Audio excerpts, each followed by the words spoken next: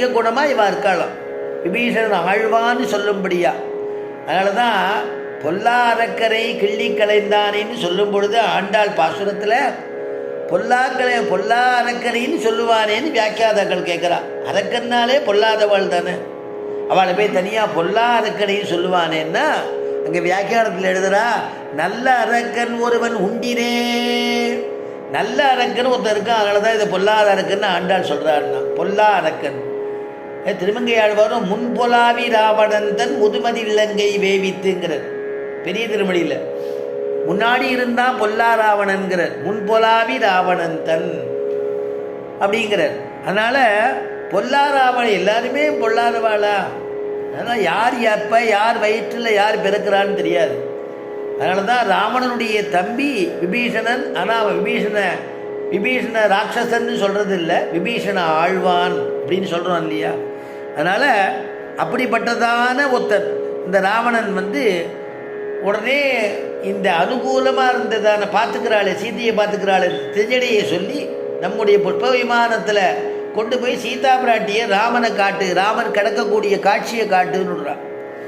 உடனே சீதை அழுதுண்டு கண்ணீர் மல்க திருஜையோட அந்த திருஜடை அந்த புஷ்பக விமானத்தை கொண்டு வரா. புஷ்பக விமானத்தில் ஏறி பிரவேசிக்கிறா. அந்த யுத்த களத்தில் போய் பார்க்குறா.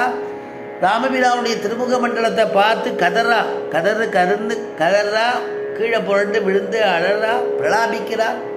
அவன் நம்பிட்டா சீதா பிராட்டி, எனக்கு இந்த மாதிரி ஒரு கதி ஆயிடுத்தே, நான் என்ன பண்ணுவேன் அப்படின்னு அழும் பொழுது ஒரு சமாதானம் சொல்கிறா திருஜடை சீதையின் இடத்துல. அம்மா சீதம்மா, நீங்கள் ரொம்ப கண்ணீர் மல்க வேண்டாம்.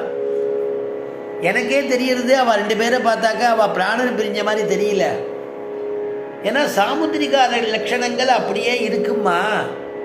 2வது இறந்துட்டா நேரம் ஆக ஆக அவளுடைய உடம்பு விகாரமாயிடும். அவளுக்கு விகாரமாலையே முன்னாடி எப்படி இருக்கக்கூடிய அந்த தேஜஸ் இருந்ததோ அப்படிங்கிறது நம்ம இப்போ பார்க்கலாமே. அதே தேஜஸோடையே இருக்காரு, அந்த தேஜஸோடையே இருக்கார். சாமுத்திரிகா லட்சணத்தோடு பார்த்தா அந்த சாமுத்திரிகா லட்சணத்தோடு அப்படியே இருக்கார், ஒரு குறைவும் இல்லை. எனக்கு தோன்றது அவர் மூர்ச்சியாயிருக்கா. 2 பேரும் மூர்ச்சியாயிருக்கா, எழுந்து விடுவா. அதனால் நீங்கள் கவலைப்பட வேண்டாம் அப்படின்னு சொல்கிறா. மறுபடியும் சீதையை பிரலாபிக்கிறாள். அப்புறம் அம்மா, நான் உங்களுக்கு ஒரு ரகசியம் சொல்கிறேன். நீங்கள் வந்துட்டுருக்கேளே, இப்போ பார்க்குறேளே இந்த விமானம் இருக்கே, இந்த விமானம் விதவையை சுமக்காது. சௌமங்கல்யம் உடையவர்களை மாத்திரம்தான் சுமக்கும்.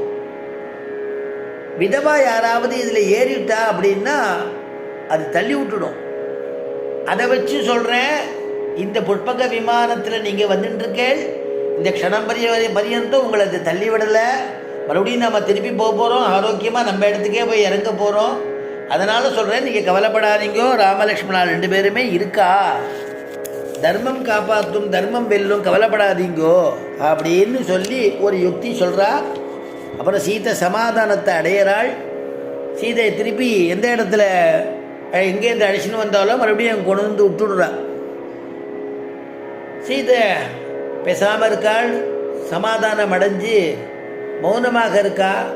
அங்கே என்ன ஆகுது அப்படின்னா, அவன் ராவணன் குதூகலமாக இருக்கான். அவன் 2 பேரும் போயிட்டாங்கிற எண்ணத்தோட குதூகலமாக இருக்கான். இந்த இடத்துல ராமன் இளைய பெருமாள் மூர்ச்சியாகி கிடக்கும் பொழுது கொஞ்ச நாளை கழித்து அந்த ராமபிரான் முழிச்சுக்கிறார்.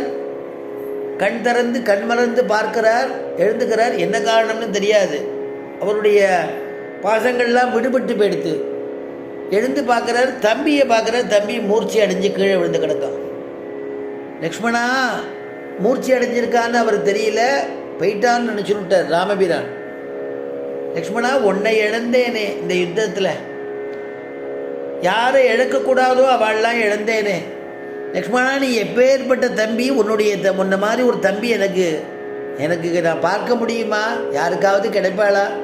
எப்பேற்பட்ட தம்பி, உன்னை இழந்தேனே. நல்ல பத்னி கூட உலகத்தில் நல்ல பெண் கூட கிடச்சிருவா, அவளே பத்னி ஆயிடுவா. ஆனால் தாய் தகப்பனாரும் நல்லவாள் கிடச்சிடுவா. நான் தம்பியுடையான் படைக்கு அஞ்சான்னு சொல்லுவாளே, தம்பியான உன்னை இழந்தேனே. நான் எப்படி திரும்பி போவேன்? இனிமே எனக்கு சீதை கிடைச்சி என்ன பயன்? சீதை கிடைப்பாளான்னு